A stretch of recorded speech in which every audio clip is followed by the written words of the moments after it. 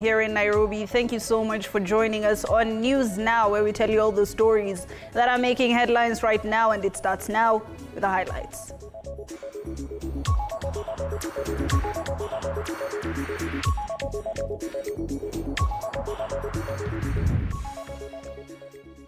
Well into the KCSE exams countrywide, and despite stringent efforts to prevent cheating, cartels well versed in subverting the law to cheat exams are active, with the latest cases reported in Siaya County. Also, in the wake of countrywide condemnation of the recent spate of murder cases targeting women, yet another case has been reported at Mbere Hill. Leo asubuhi nilipata ripoti ya kwamba ameua bibi yake, na ni yeye mwenyewe alikuja mpaka kwangu akiwa ameshika panga. And Homa Bay County Speaker resigns allegedly to avoid certain impeachment after sustained political storm threatened to tear apart the county operations. Honourable members, I therefore notify this House of the resignation pursuant to the provision of Standing Order number 14A3 and declare the office of the Speaker vacant. Welcome once again to this live broadcast. My name is Hibak Said. To start us off, Homa Bay County Assembly Speaker Julius Gaya has announced his resignation, ending his term as the County Assembly's third Speaker. Gaya's resignation, submitted through a letter to the County Clerk, has officially been communicated to the Assembly by Deputy Speaker Kings Okomo, who has assumed the role of acting Speaker. During the Assembly session, Okomo read out Standing Order number 14A1, which stipulates that the Deputy Speaker must notify the House of the Speaker's resignation within 7 days of receiving the letter. Okomo subsequently declared the Speaker's office vacant, paving way for a new appointment. Gaya's resignation comes just before a planned impeachment motion, which was to be tabled on the same day. As the Speaker of this County Assembly addressed to the Clerk pursuant to the provision of Standing Order number 14A1. Honourable members, the Honourable Member on Julius Odhiambo Gaya appreciates the opportunity you gave him to serve this House as from second, third Speaker having been elected on 21st September 2022. Honourable members, I therefore notify this House of the resignation pursuant to the provision of Standing Order number 14A3 and declare the office of the Speaker vacant. A mother of two, Gladys Thara, was hacked to death in front of her children by her machete-wielding husband in an incident that happened at Iravari village, Mbere, South Embu County. According to the neighbors, the deceased children, aged 9 and 5 years, survived their father's deadly wrath after they locked themselves in the bedroom. It took the father intervention by neighbors to prevent him from breaking down the door to the bedroom and getting to them. Mbere South Sub-County Police Commander Harrison Mudhua confirmed the incident and said that they are holding the suspect, who surrendered himself, adding that investigations are ongoing to enable charging the suspect with murder. Kama wa saa 12 hivi tulisikia nduru kutoka kwa watoto.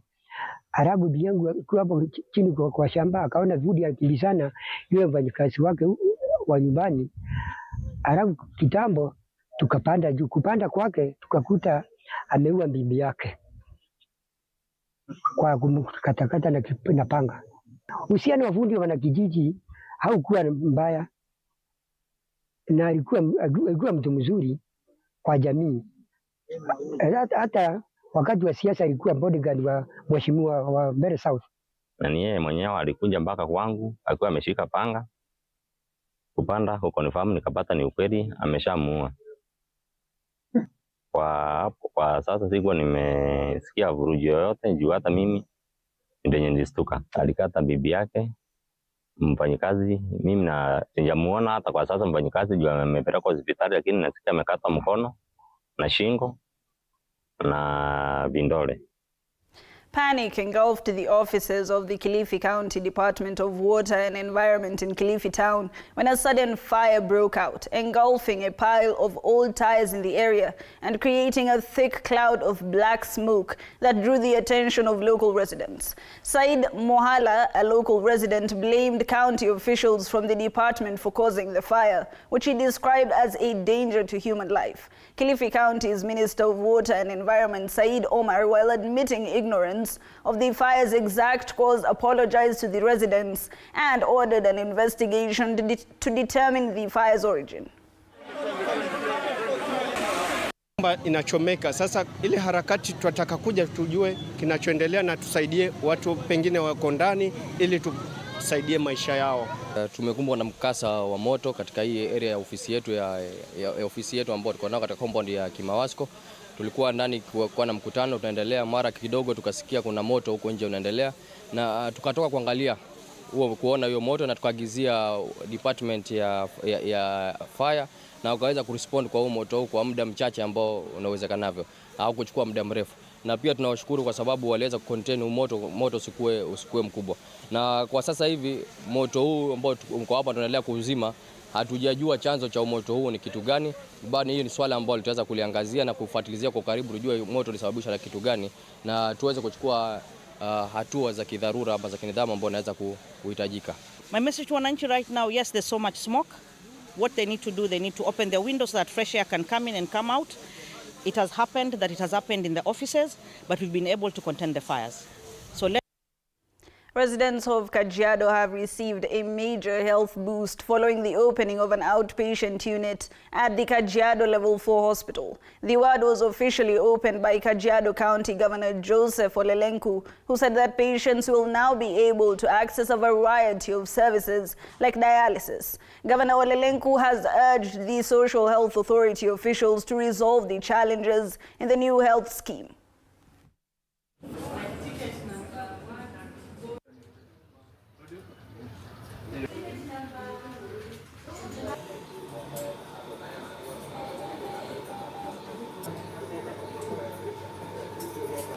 Hospitali yetu ya referral ndio uti wa mgongo wa huduma ya afya kwa kaunti yetu. Ndio kama serikali ya kaunti tumehakikisha kwamba imeongezwa nafasi na madaktari pia idadi ya kutosha, na sehemu zote kupitia sehemu ya laboratory yetu. Tumefurahi kuona kwamba sehemu ya renal unit inafanya vizuri kwa SHA, lakini sehemu zingine bado inahitaji kusaidika. Mashini imetusaidia kwa sababu haijaisimama. Wakati SHA imekuja hatujasimamishwa, sisi tulikuwa tunaendelea tu kuoshwa. Na hakuna mambo yote ambayo sisi tumepitia. Sisi tulikuwa tunakuja tu tunaoshwa na tunaenda nyumbani. Sasa hospitali imejaribu kutusimamia kwa upande hiyo. Healthcare workers and well-wishers have called on the national government through the Ministry of Health to focus on improving conditions in health centers. The workers claim that county governments have failed to adequately support many hospitals, leading to a lack of essential services due to insufficient equipment and healthcare personnel. The stakeholders highlighted that intervention by the national government would greatly assist in ensuring a fair distribution of healthcare workers across the country. Because when we don't take care of the health of the people, then we lead into an unhealthy nation. And an unhealthy nation will never grow, will never progress. And that is my take. And we can see today, some of the counties don't have enough doctors, don't have specialists, because they say they cannot afford. Suppose these were being hired by the national government, and the national government was posting them according to their need. Because more importantly is that SHA is good, but let them be emphasized, let them be taught, let them know what needs to be paid, let them know the services that they're able to get from them, because it brings the gist when a level 2 and 3 facility and level 4 and above, where public health or primary health care, where SHA is working, and shift when you get to level 4 and 5. So those confusions are there. I would agree with you, those confusions are there, but would urge the government to do more civic education to help our people understand more, because where we sit as a healthcare provider, the SHA at large is a good thing. Now, residents of Swahili area in central Bomet constituency have welcomed efforts by the county government to build Swahili Bridge, which they previously described as a bridge of tragedy. Led by Richard Koreru, locals shared that before they had to use logs as a makeshift crossing, leading to accidents, especially during the rainy season. However, Joanne Langat raised concerns that the new bridge's foundation is unstable, causing the structure to sway. Locals are urging the county government to reinforce the bridge to ensure safe passage. Hapo awali kumekuwa na gogo la mti ambalo wakazi walikuwa wamesanya pesa wakatengeneza daraja la kutumia miti, na madaraja hayo ya awali yalikuwa na shida nyingi, kwa vile tuna watu ambao walipepwa na maji, walisombwa na maji wakakufa. Kwa ile jambo tunataka county government watutengenezee tena njia ya kuunganisha hii bridge kwenda upande wa Njeriya tena. Sasa hiyo kitu kabisa tunaomba kwa unyenyekevu county government atutengenezee hiyo njia. Ile kitu tunataka turekebishe kwa hii daraja, pato hii daraja ina swing na yumba. Sasa tunataka hata watuwekee hata cement, ndio usiku hatuwezi lala kwa sababu hiyo sauti, hata boda akipitia inatoa hiyo sauti kubwa. Sasa tunataka county government warekebishe.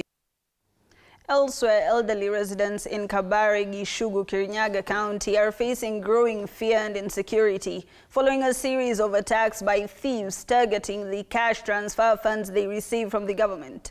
Now, the latest incident yesterday, a 90-year-old man narrowly escaped death when thieves set his home on fire after he refused to hand over his cash. According to local residents, they were alerted by his screams late at night, only to find his home engulfed in flames. The man, identified as James Kamene, stated that the assailants demanded the 2,000 Kenyan shillings he had received from the government through the Elderly Support Cash Transfer Program. Community members are now expressing concerns over the rising insecurity affecting elderly beneficiaries in the area. Authorities are yet to address the growing alarm among the aging population reliant on these funds, many of whom live alone and are vulnerable in condition. Makipewa pesa ya mwisho wa mwezi ya mwezi wanakunjanga kila siku, nipe pesa, makakataa kupeana pesa, makaambiwa gonja uone vile tunafanya. Manaimba mbuzi, manaimba ng'ombe, hata kuku, hata kahawa. Sisi tunauliza serikali tusaidie. Tulisikia nduru kubwa sana ya huyu naimba ya Kamene. Sasa tukauliza kwani hawa ni wezi wa kuku ama ni wa kahawa? Tukakunja haraka tukakuta ni nyumba iko na moto. Sasa nikauliza huyu mzee ako wapi na venye ako rafiki yangu? Nikaambiwa na huyu mama Wasira ndio huyu hapa. Sasa tukaenda nikachukua ile soka, nikabomoa ile maji. Sasa watu wakakunja wakachota maji wanaweka kwa nyumba. Sasa tunauliza serikali tusaidie njoo huku aturani. The Ministry of Tourism, with a section of stakeholders in the tourism industry, have collaborated with the Kenya Tourism Awards Youth Initiative in a bid to boost the tourism sector. Speaking at the launching of the KTA Awards, Chief Executive Officer Alan Dweke said that this initiative aims to celebrate excellence in touring and hospitality industry by honoring individuals, organizations, and businesses that drive growth, sustainability, and innovation in the tourism sector through diverse award categories. Ndweke further urged the youth to pursue employment opportunities in the tourism sector. Kenya Tourism Awards, we hope to shine spotlight on those who bring this industry to life, inspiring excellence, sustainability, and continuous growth. These awards are for everyone who uplifts Kenya's tourism story and together we can propel our industry to even greater heights. Tourism Awards, our goal is to ensure we do it credibly, fairly. We also target the whole industry, which is why we'll not only be focused on the voting. What will constitute the winner will be a criteria of 100%. The voting carries 30%. Then the 70% will be decided on the metrics of sustainability, customer relations. We have the feedback from the review platforms like TripAdvisor, and also we'll collaborate with the ministry. The purpose of KTA is to bring the competitive regime, because if there's competition in the tourism sector, maybe tourism can be the number one. I believe the Tourism Awards is going to really promote this sector. When we appreciate the people who make tourism in Kenya what it is, I believe it's a good place to start, and it will encourage even the ones who are still lagging in their job to step up and pull up their socks, so that we give every traveler and every visitor who comes the experience of a lifetime. Now to a developing story. The family of Dekha Abdinur, the slain girl whose remains of bones were discovered at the Langata cemetery on Tuesday morning, arrived at the city mortuary to witness the DNA exercise of their slain kin. Speaking to TV47, the family has now called on the government and relevant authorities to expedite the process to allow the family lay their kin to rest.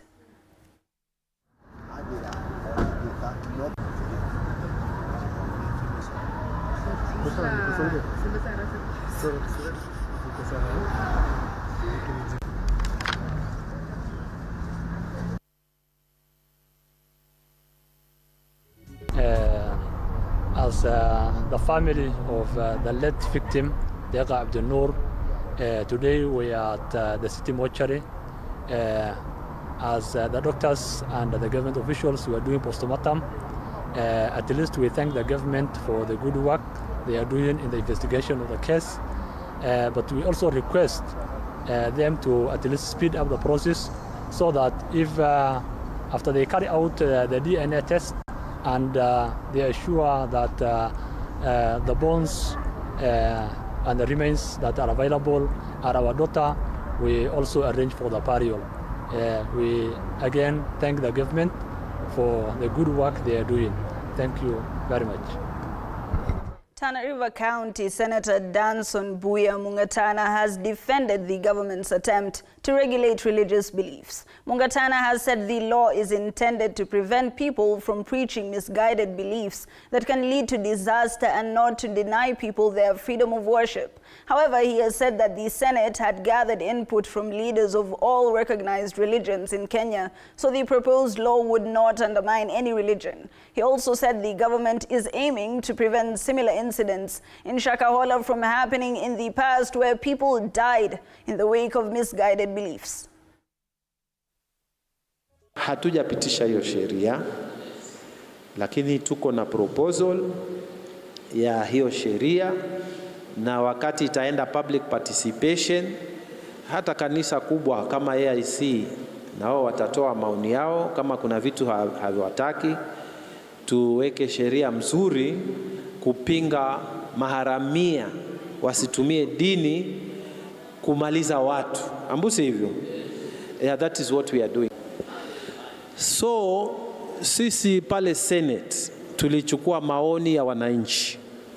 Tulichukua maoni ya watu wanaenda kwa temples za Wahindi. Tulichukua maoni ya African religious leaders, wale wanafanya African traditional religion. Tulichukua maoni ya Waislamu. Tulichukua maoni ya Wakristo. Yani dini zote ambazo tunazijua hapa Kenya, tulichukua maoni yao. Na wananchi pia, watu walituambia serikali ilikuwa wapi wakati watu wanakufa. Nyinyi ndio you are in charge of the security na usalama wetu. Serikali ilikuwa wapi? Hiyo swali. Sasa katiba nayo inasema there's freedom of worship hapa Kenya. So tume propose sheria ambayo inajaribu kubalance freedom of worship pande moja na pande ingine ina balance usalama wa wananchi. Now, the joint committee examining the contentious issue of county revenue allocation is continuing discussions as they aim to reach a consensus. The Senate insists that county governments must receive 400 billion Kenyan shillings, while the National Assembly pegs the amount at 380 billion Kenyan shillings. Additionally, in today's meeting, the committee included legal experts to discuss whether to adhere to the 2024 revenue allocation bill passed by the National Assembly, as well as the President's proposal following the rejection of the 2024 Finance Bill. Thank you, my Chair. My name is Senator Richard Onyonka, Senator from Kisii County. I'm also a member of this committee and this team. Thank you. Thank you very much. I think we can now start off. And members, as we agreed, we try to alternate both houses. Allow me, I can see the hands of DK and Honorable Makali Mulu. Let me give Honorable Dr. Makali Mulu the chance. Yeah, thank you, Mr. So that will inform our debate. Then the other critical thing, which I think is important, we also get information on. It would also be important to hear from the legal team. If this process collapses, that is, we don't agree, what are the consequences? So that even as members make their contribution, they know what would happen in case we don't agree. The third point, which is important, is what I think the co-chair, Senator Mandela was saying. As we are seated here, honorable members, we must realize that of revenue bill has not been passed since there's a stalemate in this one. So this chair began to run from the date of our first meeting, whereas the Constitution does not expressly provide for the date when computation of time begins. It has been the convention of both houses to consider the mediation clock to start ticking. Now, leaders from Lurambi and Shinyalu constituencies have been strongly criticized by residents from the area over what the residents claim to be poor cooperation in building bridges, linking critical water resources in the area, namely the Isiuku River of Lurambi and Shinyalu and the Lusumu River linking the constituency in Butere and Mumias East. Residents are requesting for the responsible leaders of the area to take quick action and construct the bridge to avoid inconveniences and safety issues in the area.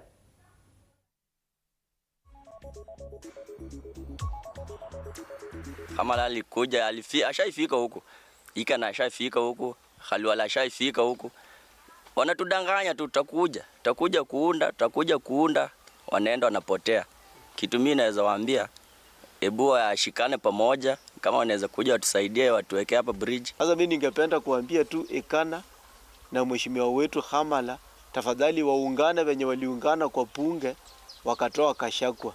Kwa sababu kwa bunge wanaungananga na wanafanya kitu. Kwa nini vitu ndoko yenye iko kwa wananchi kama hii wanatuchapanga tu Kiswahili na wanaenda?